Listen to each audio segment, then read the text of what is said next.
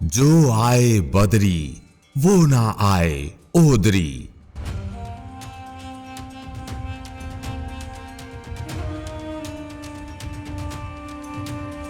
यानी जो मनुष्य एक बार बद्रीनाथ धाम के दर्शन कर लेता है उसे फिर से पृथ्वी लोक वापस नहीं आना पड़ता।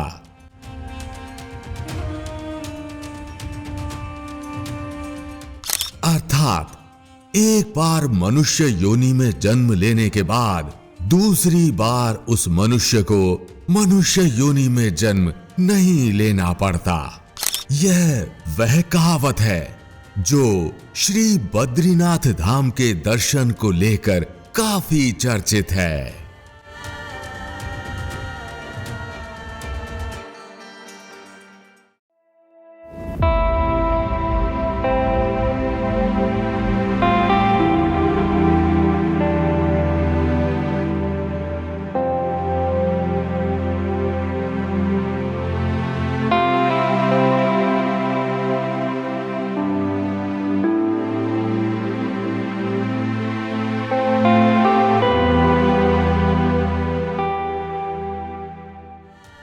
यहाँ हुए हमें भगवान शिव के साक्षात दर्शन, जो आपको आगे वीडियो में देखने को मिलेंगे।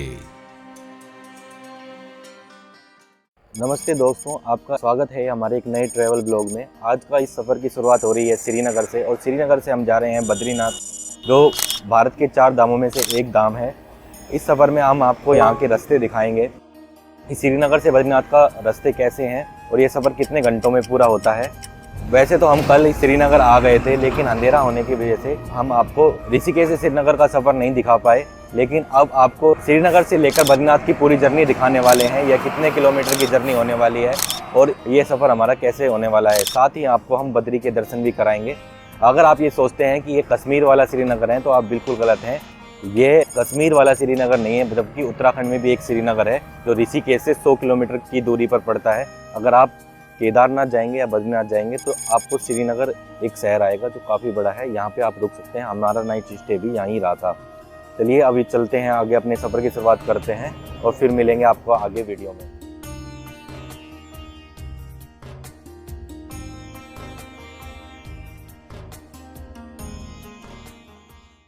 श्रीनगर से सफ़र की शुरुआत के बाद कुछ देर बाद ही आता है माँ धारी देवी का मंदिर। यह वह मंदिर है जिसके लिए कहावत प्रचलित है कि जो व्यक्ति 4 धाम यात्रा के लिए आता है उसके दर्शन बिना माँ धारी देवी के दर्शन के अधूरे होते हैं। यह श्रीनगर से लगभग 8 किलोमीटर की दूरी पर पड़ता है और यहाँ तक आप लगभग श्रीनगर से 30 से 40 मिनट में पहुँच जाते हैं। हमने धारी देवी के दर्शन आते वक्त किए थे, आप जाते वक्त भी कर सकते हैं। श्रीनगर से रुद्रप्रयाग तक का रास्ता लगभग बिल्कुल सही है। इसके बीच में आपको ज़्यादा समस्या नहीं होगी, लेकिन इसके बाद आपको काफ़ी ऐसे पैचेज मिलेंगे जहाँ पर रास्ता काफ़ी ख़राब है।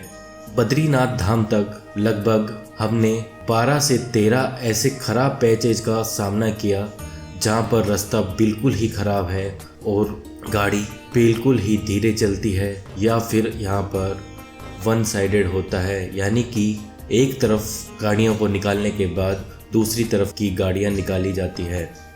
कहते हैं उत्तराखंड के 4 धामों में से बद्रीनाथ धाम के रास्ते बेहद ही खूबसूरत हैं, और कुछ ऐसा ही हमें भी महसूस हुआ, क्योंकि हमको पूरे रास्ते में लगभग 20 से 25 झरने देखने को मिले जो इस रास्ते की खूबसूरती को और भी बढ़ा देते हैं।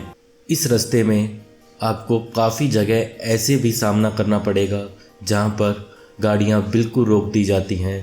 वहाँ पर पहाड़ों को तोड़ने या फिर कुछ कार्य चल रहा होता है, जिसकी वजह से आपको 10 से 15 मिनट ब्रेक लेना होगा। इस सफ़र के बीच आपको हर 30 से 40 किलोमीटर के बाद एक बड़ा शहर आ जाता है, जिसमें आप खाना पीना या फिर थोड़ा ब्रेक ले सकते हैं। इस पूरे रास्ते में आपको ऐसा बिल्कुल नहीं लगेगा कि आप कहीं पर कुछ खाना पीना चाहते हों और आप ना खा पाए। आपको रास्ते में बहुत सारे रेस्टोरेंट, चाय की दुकानें, कॉफ़ी की दुकानें और अन्य चीज़ों की दुकानें बहुतायत में मिल जाएंगी। इस रास्ते का सबसे बड़ा पॉइंट आता है चमोली गांव में, जहां पर दो रास्ते फट जाते हैं। ये जो नीचे की तरफ रास्ता जा रहा है ये केदारनाथ धाम की तरफ निकल जाता है, जबकि हम जो ऊपर की तरफ रास्ते पर जा रहे हैं ये बद्रीनाथ धाम की तरफ जाता है। अगर आप भी आ रहे हैं तो इस बात का खास ध्यान रखें। पूरे रास्ते आपको लगभग ऐसा चौड़ा रास्ता ही मिलता है, लेकिन कुछ शहरों के बीच और कुछ पैचेज ऐसे हैं जहां पर आपको रास्ता सिंगल या ख़राब मिलता है, लेकिन पूरा रास्ता इसके अलावा काफ़ी खूबसूरत साथ ही चौड़ा है। चमोली के बाद आपको बर्फ़ के पहाड़ों के दर्शन भी होने लगते हैं, यानी कि आप बर्फ़ के पहाड़ों की नज़ारों वाले रास्तों का लुत्फ़ उठाते हुए अब बद्रीनाथ धाम की तरफ बढ़ने लगते हैं। जब आप बद्रीनाथ धाम के रास्ते पर निकलते हैं तो आप 5 प्रयागों से होकर गुजरते हैं। यह प्रयाग हैं देव प्रयाग, रुद्र प्रयाग, कर्ण प्रयाग, नंद प्रयाग और विष्णु प्रयाग। देव प्रयाग पर अलकनंदा और भागीरथी का संगम होता है। रुद्र प्रयाग पर अलकनंदा और मंदाकिनी नदी का संगम होता है। कर्ण प्रयाग पर अलकनंदा और पिंडर नदी का संगम होता है। नंद प्रयाग जहाँ पर अलकनंदा और मंदाकिनी नदी का संगम होता है। और अंत में पड़ता है विष्णु प्रयाग। विष्णु प्रयाग में अलकनंदा और धौली गंगा नदी का संगम होता है।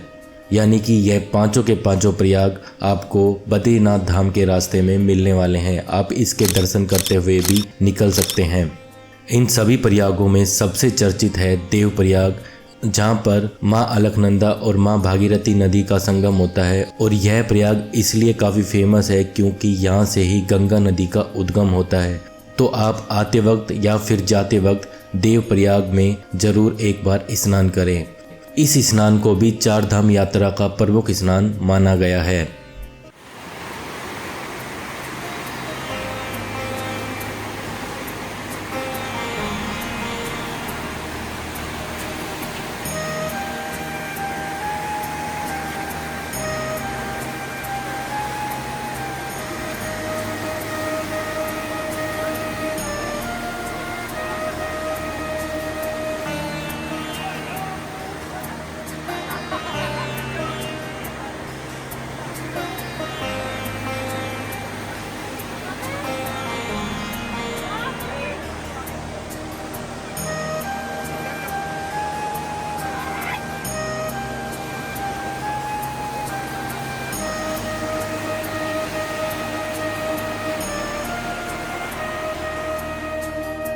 चमोली से कुछ घंटों की दूरी पर आता है ज्योतिर्मठ। ज्योतिर्मठ शहर के आने से पहले एक सुंदर भव्य झरना आता है जो एक टूरिस्ट स्पॉट है। यहाँ पर रुककर आप फ़ोटो खिंचवा सकते हैं और झरने की पानी गिरने की सुंदर आवाज़ का अनुभव ले सकते हैं। हमने भी यहाँ पर रुककर कुछ फ़ोटो खिंचवाए और झरने के नज़ारों का आनंद लिया।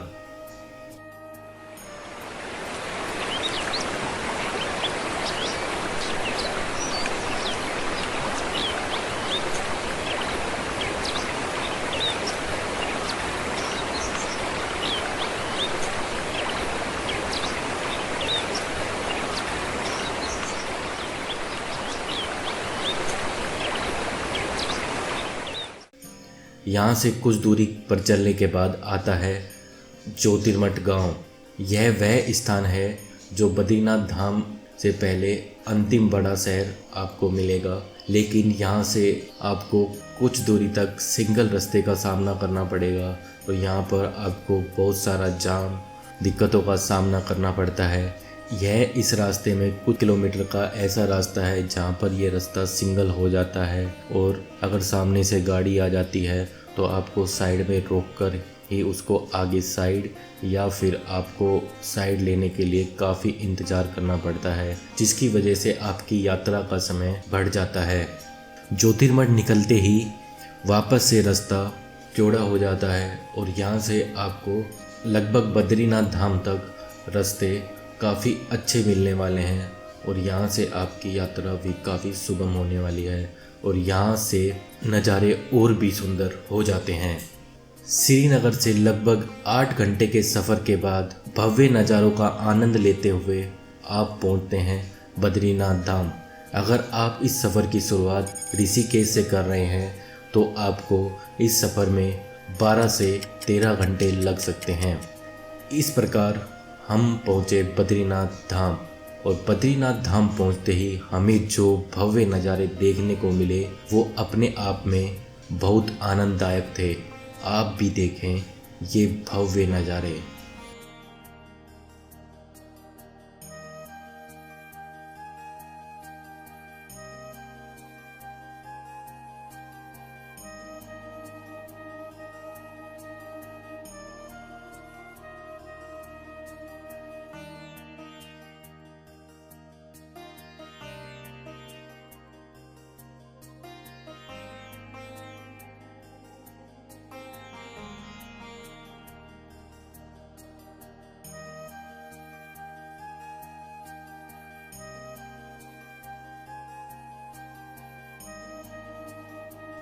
इसके बाद हमने हमारे रहने की व्यवस्था की। यहाँ पर आपको बहुत सारे होटल्स, धर्मशालाएँ और गेस्ट हाउस मिल जाएंगे जहाँ पर आप रुक सकते हैं। धर्मशालाओं में एक रात्रि का किराया 1000 रुपये से लेकर 3000 रुपये तक है, जबकि होटलों में यह किराया 4000 से लेकर 6000 रुपये के बीच में एक रात्रि का है। आप अपने बजट के अनुसार यहाँ पर विश्राम कर सकते हैं। कमरे में थोड़ा फ्रेश होने के बाद हम निकले बद्रीनाथ धाम के दर्शन के लिए। कुछ दूरी से ही मंदिर के भव्य नज़ारे आपको देखने को मिलते हैं, जहाँ पर अलग अलग रोशनी में नहाया हुआ श्री बद्रीनाथ जी का मंदिर आपको दिखाई देता है। जैसे जैसे आप बद्रीनाथ धाम की तरफ बढ़ते हैं, आपको बीच में बहुत सारी प्रसाद और अन्य सामग्रियों की दुकान मिलेंगी, जहाँ से आप प्रसाद ले सकते हैं। बद्रीनाथ धाम मंदिर जाने के लिए हमें अलकनंदा नदी को पार कर कर जाना पड़ता है। इसके ऊपर यह पुल बनाया गया है, जिसके ऊपर अभी हम चल रहे हैं। मंदिर के साथ ही अलकनंदा नदी काफ़ी तेज़ी से बह रही है, जिसकी आवाज़ आप सुन सकते हैं।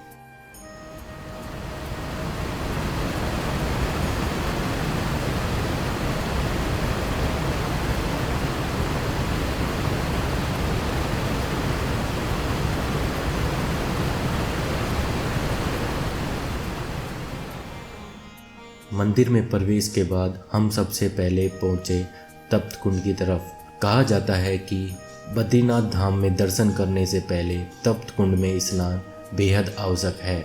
यहाँ पर पानी आपको गर्म मिलेगा, जिसमें आप स्नान कर सकते हैं।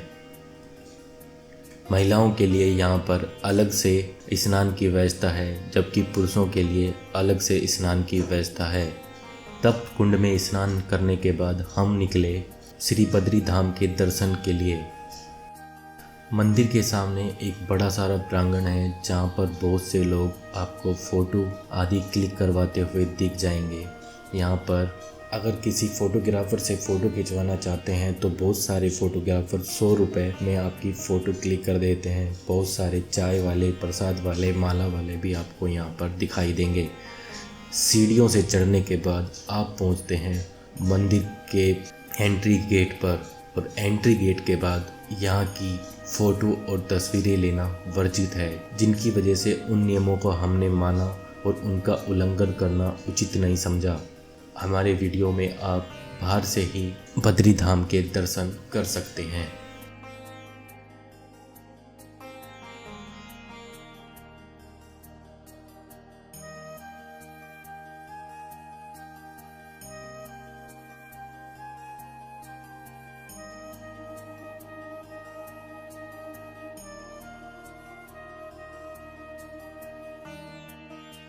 सुबह सुबह हमने वापस से ब्रह्म मुहूर्त में उठकर तप्त कुंड में स्नान करने के बाद बद्री धाम में वापस से विष्णु भगवान के दर्शन किए।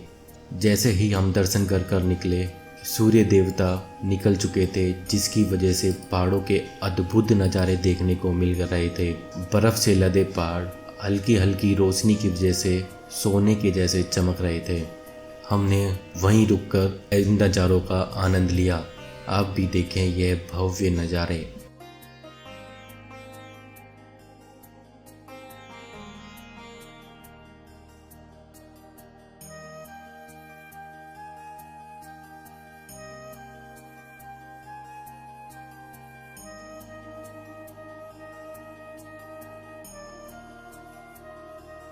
बद्रीनाथ धाम में एक बाज़ार भी है जो हम आपको दिखा रहे हैं। यहाँ पर आपको बहुत सारी मालाओं की दुकानें, अन्य आपकी ज़रूरी सामानों की दुकानें और भी बहुत सारी चीज़ें आपको मिल जाएंगी। यह मार्केट आप देख सकते हैं।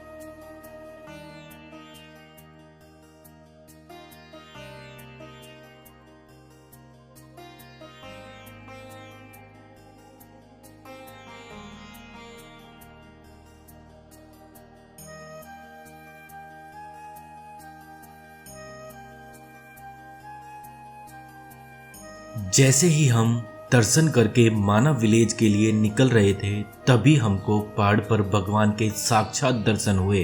पहाड़ पर हमको एक छवि दिखाई दी जिसमें भगवान शिव की छवि हमें साफ साफ नजर आ रही थी। इस नज़ारे को देखकर हमारा तो दिन सा बन गया और हमारा श्री बद्री धाम दर्शन के लिए आना उचित हो गया। इस छवि को देखकर हमें जो अनुभूति हो रही थी वह हम आपको शब्दों में बयां नहीं कर सकते। कहते हैं श्री बद्री धाम पहले भगवान शिव का ही निवास स्थान हुआ करता था, लेकिन भगवान विष्णु ने बच्चे का रूप धारण कर युक्ति से इसको भगवान शिव से लिया था। आप भी देखें आंखों को सुकून देने वाला ये अद्भुत नज़ारा।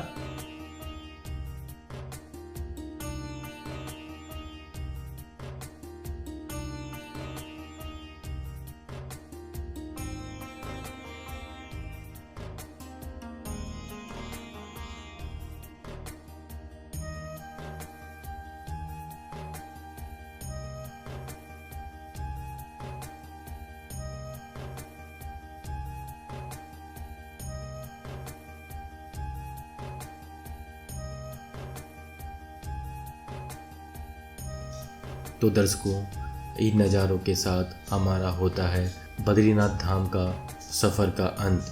अगर आप इस सफ़र में कार इत्यादि से जा रहे हैं तो आपको लगभग 15 से 20 हज़ार रुपये का खर्चा रहने, खाने और जाने और आने में लगेगा। जबकि अगर आप बस इत्यादि से जा रहे हैं तो आपका खर्चा पर व्यक्ति 5,000 रुपये के लगभग पड़ेगा। अभी के लिए इस वीडियो में इतना ही। फिर मिलेंगे ऐसे ही किसी अद्भुत वीडियो के साथ। तब तक के लिए ओम नमः पार्वती पते हर हर महादेव।